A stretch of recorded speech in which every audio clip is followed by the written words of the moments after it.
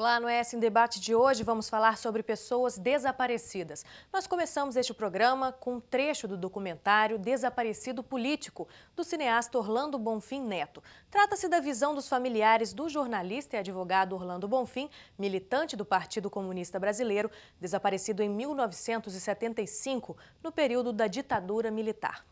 O papai foi preso, mas já estão procurando ele. Aí você falou assim, aí você encostou na minha cama assim, e começou a chorar. E eu nunca te via chorando. Aí quando eu te vi chorando, entendi, eu falava assim, Nando, mas agora a gente vai poder visitar o papai. Aí você falava assim, não vai não.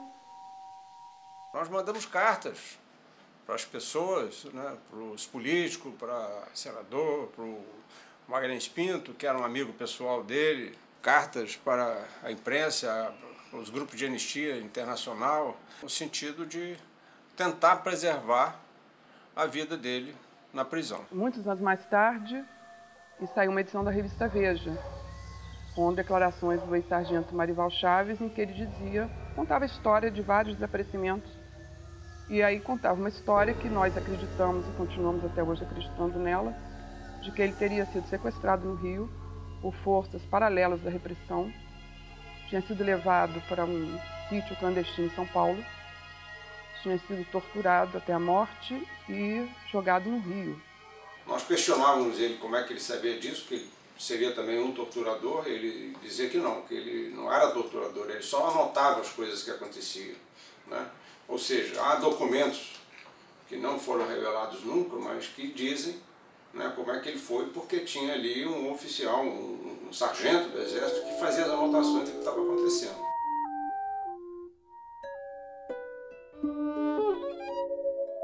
O cineasta Orlando Bonfim Neto já está aqui com a gente, seja bem-vindo. Obrigado. Mas para debater esse assunto, nós também convidamos o delegado de polícia Sérgio Melo, que é responsável pela Delegacia de Pessoas Desaparecidas, para debater com a gente esse assunto de um lado mais profissional, né? Do lado de quem precisa buscar essas pessoas para a sociedade. Bom, Orlando, eu começo com você.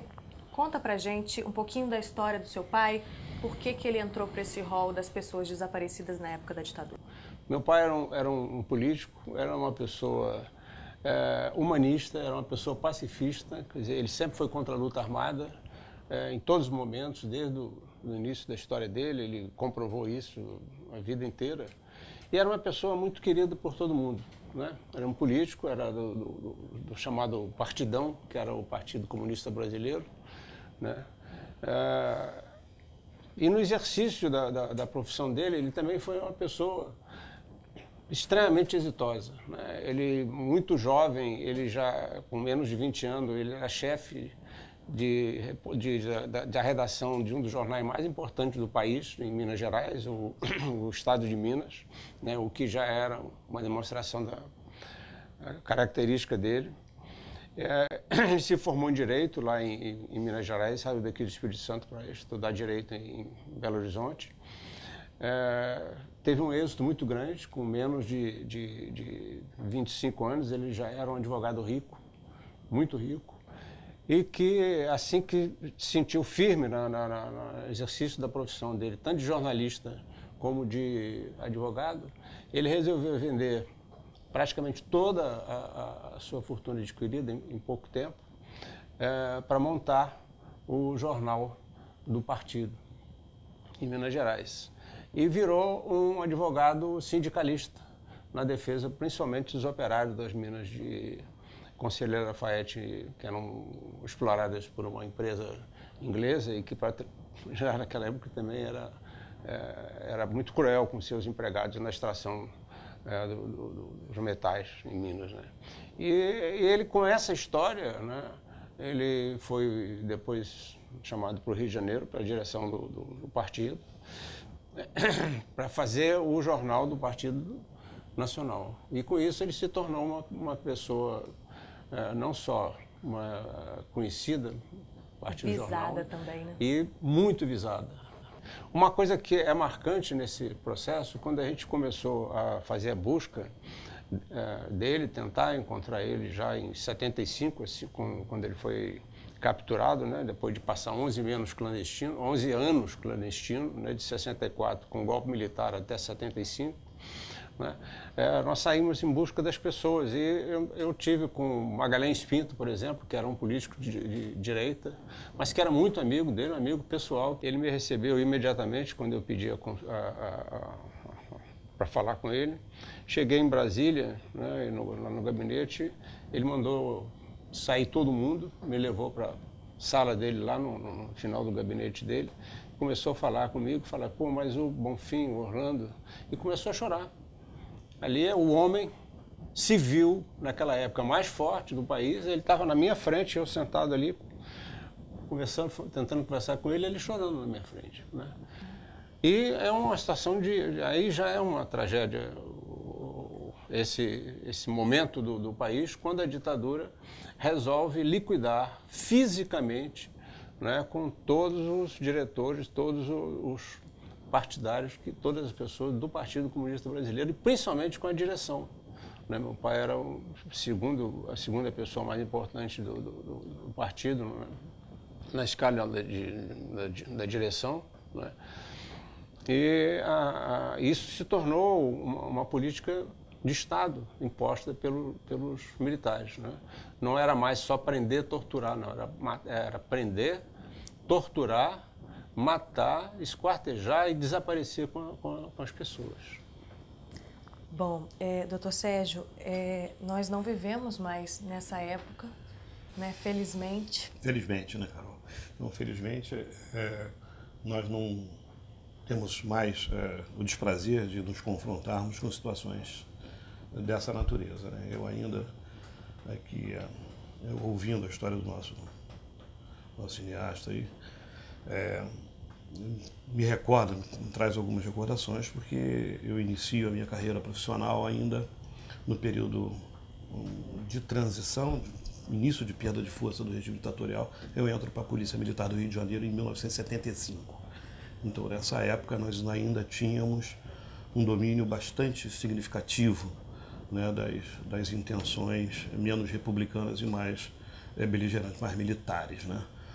E hoje, a gente, diante desses depoimentos mais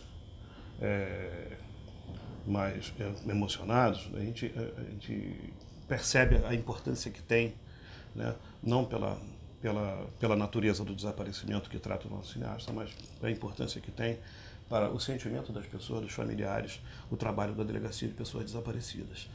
Né? A Delegacia de Pessoas Desaparecidas surge aqui no Estado do Espírito Santo em 2003 como um núcleo, quer dizer, uma unidade ainda embrionária, procurando ter contato com essas situações para buscar a melhor forma de tratar, né, as eventuais vítimas de desaparecimento. E somente em 2010, por uma demanda de importância, mais uma vez visando dar um atendimento mais emocional e mais contemporâneo a essas pessoas, aos familiares que vivem, né, esse drama, a Polícia então, Civil do Estado do Espírito Santo cria a Delegacia de Pessoas Desaparecidas, aí sim, como um órgão especializado, né, como uma unidade especializada para poder dar o tratamento devido a essa sistemática de desaparecimento de pessoas. E com isso, com essa repercussão de cada vez mais se noticiarem eventuais desaparecimentos de pessoas, nós acabamos, né, saindo de um conceito de desaparecimento que era restrito, né, que a gente chama de desaparecimentos clássicos. São pessoas que saíam da sua casa para o trabalho ou vice-versa, né, e por uma razão qualquer não chegavam em seu destino, às vezes até em viagem, etc. Por várias questões, por acidente, ou por um surto, uma perturbação mental, uma circunstância qualquer que o levava à desorientação ou à não identificação e acabava não retornando à sua origem, ao seu lar, e ficava aí numa condição de pessoa desaparecida. A gente quer ressaltar que esse conceito de desaparecimento, diferentemente do conceito de desaparecimento político, né, o conceito de pessoas desaparecidas que a gente lida hoje não tem repercussão criminal. Né? Quando se trata de uma repercussão criminal, as pessoas que, por exemplo, são sequestradas, nós temos uma delegacia de sequestro. Né? Quando a finalidade desse sequestro é o homicídio, nós temos uma delegacia de homicídios. Né? E assim sucessivamente.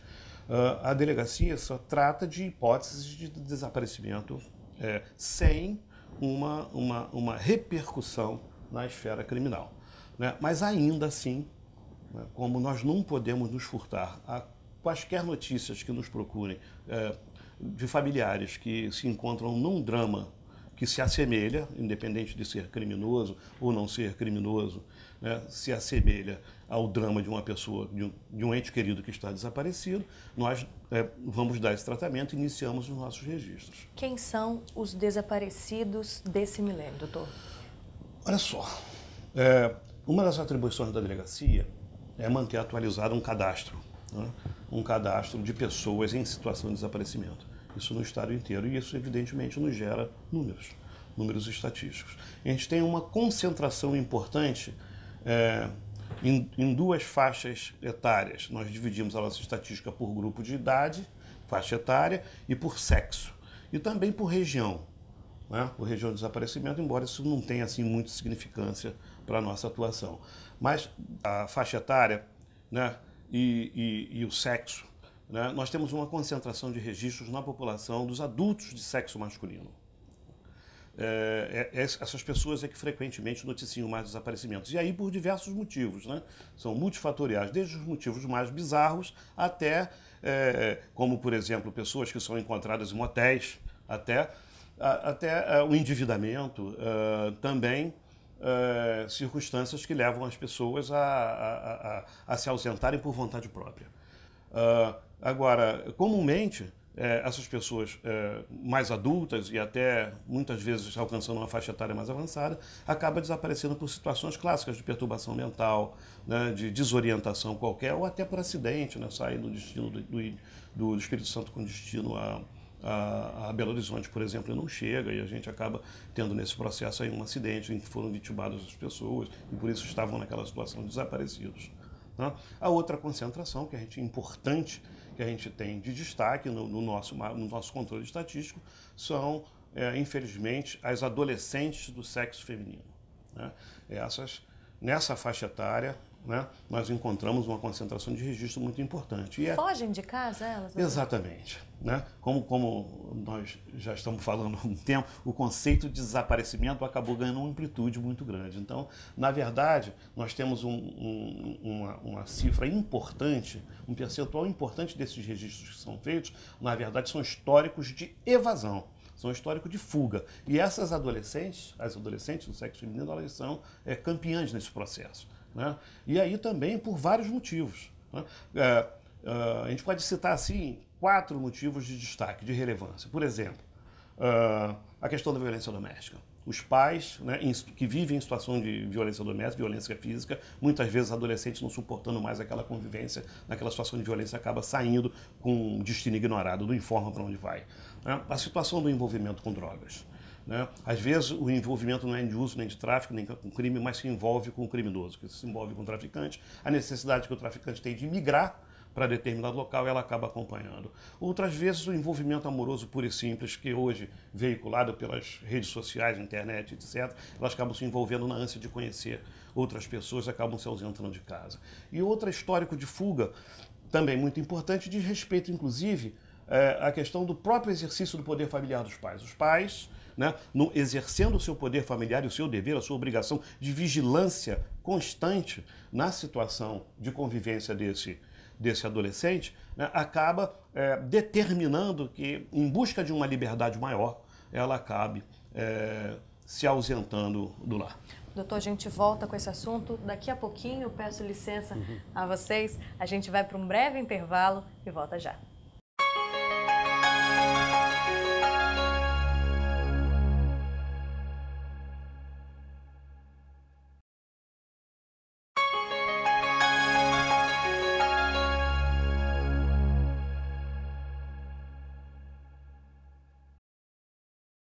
Estamos de volta com o programa ES em Debate, hoje falando sobre pessoas desaparecidas. No primeiro bloco, o nosso cineasta Orlando Bonfim contou um pouquinho da história do pai dele, que foi tema de um documentário que o senhor fez. O que motivou o senhor? Quando é que o senhor decidiu fazer o documentário contando a história do seu pai? Olha, para te dizer a verdade, a ideia de fazer esse documentário, a necessidade de fazer esse documentário aconteceu nos primeiros dias que ele estava desaparecido, né? Mas também a dificuldade de fazer também apareceu naquele mesmo momento, né? Quer dizer, não só do ponto de vista de você conseguir recursos para fazer o documentário, mas também do ponto de vista de você realmente sentir que você tem condições de levar aquilo até o fim. Né? Condições psicológicas Condições, já, né? Emocionais. Emocionais e tal. Enfim, era um mundo completamente diferente do que nós vemos hoje. E hoje a gente vê, né, como é que é importante essa documentação, como ela é necessária, quando ela é cada vez mais necessária. Naquela época era necessária por um motivo, hoje é necessário por outro, né, de você mostrar para a sociedade, né, a impossibilidade de uma convivência sob ditadura, né, e que uma ditadura ela não resolve nada. Uma coisa totalmente caótica, onde as próprias pessoas criam normas para agredir as próprias pessoas, essas normas viram-se contra elas, então é uma vida de caos. O desaparecido é a coisa mais absurda que existe, né? É inaceitável, não só do ponto de vista quando é um desaparecimento sem nenhum motivo político, mas um motivo político é uma tragédia, porque você sabe, e é isso, você não consegue imaginar, por exemplo, a pessoa sua, seu parente, da sua família, a pessoa que você ama, que é uma pessoa querida, né, que ela possa estar vivendo sob tortura. Quer dizer, isso já é impossível, esse pensamento. Você não consegue elaborar esse pensamento dentro da sua cabeça, né? Você se reprime, né? Porque é absurdo, quer dizer, é uma coisa que... Isso aconteceu em 75, o caso específico do meu pai aconteceu em 75, né? Mas hoje é como se tivesse acontecido nesse momento, quer dizer, a família, ela não se recompõe sobre esse aspecto, né? Essa busca, ela é constante, e você vê essa busca no encontro com a família, com as pessoas queridas, quer dizer, há sempre essa questão no ar, ela fica sempre presente, né? Durante muito tempo, isso eu me lembro com muita clareza, durante muito tempo a gente se sentia impossibilidade de ser feliz, né? Você não, quer dizer, quando a gente reunia a família toda, que tinha aqueles momentos naturais de felicidade, você estar com as pessoas queridas, né? Havia uma repressão própria, a gente não sentia com o direito de ser feliz, em função de que a vida não estava completa. Doutor Sérgio, a gente viu aí o desespero da família Bonfim, eles correndo atrás de políticos, correndo atrás de ajuda. A família, a ajuda da família conta nessas horas, na hora da investigação, pode ajudar? Carol, nós reputamos que as informações da família, né, são as principais informações que nós temos, né? A família, o interesse da família no desvendamento de um caso de desaparecimento é o nosso principal aliado, né? É porque é a partir daquela notícia de desaparecimento, daquelas primeiras informações, das circunstâncias, dos vestígios deixados pela pessoa desaparecida, pela sua trajetória, um bilhete, né, o telefone que usa, ou que estava usando, né, amigos principais, parentes distantes. É através dessas informações que nós iniciamos nossas diligências, né? Paradoxalmente, se as informações dos familiares, né, elas são extremamente importantes para os delírios das situações de desaparecimento, né, também a gente encontra uma das fases mais difíceis do processo, que é exatamente conhecer através desses familiares a realidade sobre os fatos, que comumente os familiares, por uma circunstância de vergonha ou outras circunstâncias, acabam minimizando os fatos ou exacerbando os fatos, tirando a gente do foco da realidade, né? Às vezes para ocultar uma evasão para prostituição, por exemplo, que infelizmente é muito comum, acontece das jovens se evadirem daqui, saírem de casa, quer dizer, essas pessoas não estão desaparecidas, todo mundo sabe onde elas estão, só que elas estão numa situação em que os familiares pretendem, através da Delegacia de Pessoas Desaparecidas, impor uma atuação do Estado para reverter essa situação e muitas vezes não está ao nosso alcance. Então, outras situações levam também os familiares a omitir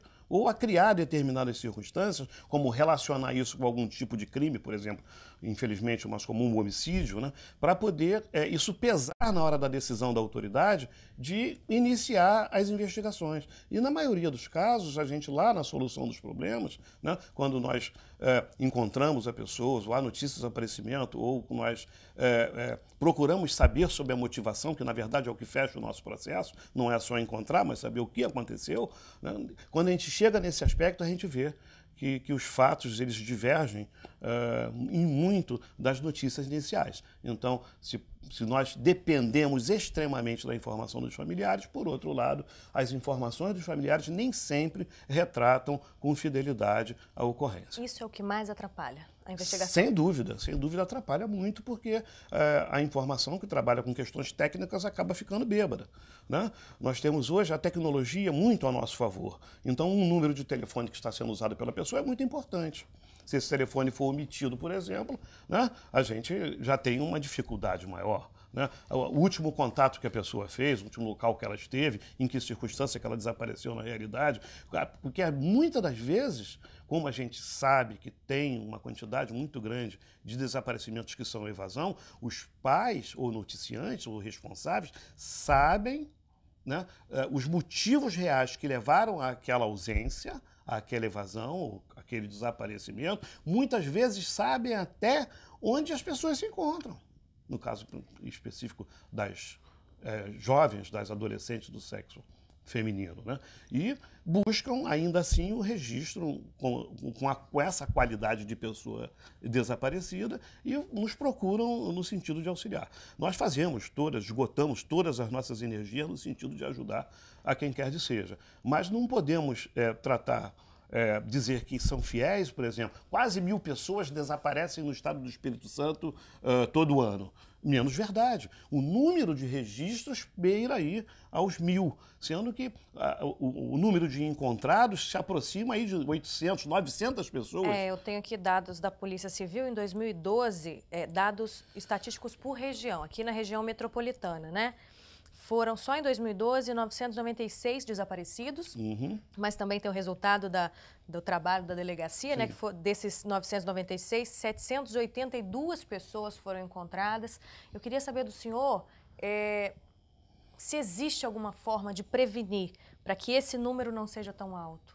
O número de registros. Isso. O número de registros, essa demanda a gente não tem como controlar, porque essas pessoas são levadas a nos procurar por um momento de comoção, por um momento de apreensão, de não saber o paradeiro dessa pessoa ou de julgar que essa pessoa esteja em situação de risco. A gente não tem como reduzir. Agora, os casos de desaparecimento que a gente reputa como desaparecimentos clássicos, esses sim, por exemplo, desaparecimento de crianças, nossa oportunidade do verão, por exemplo, onde os balneários estão lotados, as praias, né, tem um grande fluxo de pessoas. Então, no momento de lazer, o cuidado com as crianças ali é um cuidado, uma vigilância que tem que ser exercida predominantemente e constantemente. Se tiver que se ausentar em algum momento de perto do filho, que o faça deixando em local seguro ou com uma pessoa de extrema confiança, orientar sempre seus filhos. São algumas dicas que a gente dá nessas oportunidades para evitar o desaparecimento. Porque muitas vezes o desaparecimento ocasional de uma criança, numa situação dessa, num balneário ou de uma área de grande concentração popular, acaba levando a um registro de desaparecimento. Então, algumas ações preventivas os pais podem ter com relação às jovens, por exemplo, as adolescentes do sexo feminino. Existe forma de prevenir. Os pais têm que procurar exercer o seu pátrio poder, né, o seu poder familiar, com vigilância severa, procurando sempre saber com quem está, em que companhia, em que circunstâncias está, mas fazer isso através de um diálogo, não através da imposição, através de uma violência, através de um controle, mas um controle que seja exercido com amor, com carinho. E isso evita também a evasão dessa jovem, né? Uma outra circunstância também que pode evitar da jovem se ausentar ou fugir de casa, mais objetivamente falando, né? Monitorar, por exemplo, as suas relações na internet, né? As suas relações nas redes sociais, orientar sempre como forma de prevenir que essas jovens acabam se ausentando dos lares. Certo. Orlando, uma das principais dificuldades que a família enfrenta com uma pessoa desaparecida é a incerteza. né, a incerteza do que aconteceu. E também a questão de aceitação do que aconteceu quando se descobre. No caso do seu pai, infelizmente, foi a morte. Como é que foi esse momento, assim, da incerteza à aceitação? Olha, para te dizer a verdade, a aceitação é praticamente impossível. Eles mantendo esses documentos até hoje em sigilo, né, eles estão apenas prolongando cada vez mais e mais e mais a aflição dos familiares, das pessoas que buscam resolver esse problema, da sociedade, que tem direito a saber a sua história, né? E é uma coisa incrível, porque eles são muito poucos. Não chegavam a 400, olha só, não chegavam na época da ditadura a 400 militares que apoiavam a ditadura e que se beneficiavam dela, né? E nós temos notícia que quase 5.000 militares foram expulsos das Forças Armadas durante o exercício da ditadura, né? Então é uma coisa totalmente absurda. Então quer dizer que enquanto essa história não for aberta à população brasileira, continua incerteza? Continua incerteza. Continua incerteza, continua a dúvida. Nós tivemos uma informação que é a Comissão da Verdade, que é o primeiro ato nesses anos todos de busca pela verdade. A Comissão da Verdade foi constituída de forma muito frágil, que ela não tem poder, ela não pode sequer obrigar o depoimento de quem quer que seja, ela tem que buscar participação, mas nós ficamos sabendo, por exemplo, que estão sendo entregues 16 milhões de documentos pertencentes ao Serviço Nacional de Informação, à comissão, que é uma coisa absurda, né? Mas hoje a única coisa que nós temos é a necessidade de fortalecer a Comissão da Verdade democraticamente, né, na recomposição da história do país, né? Qualquer pessoa que estudou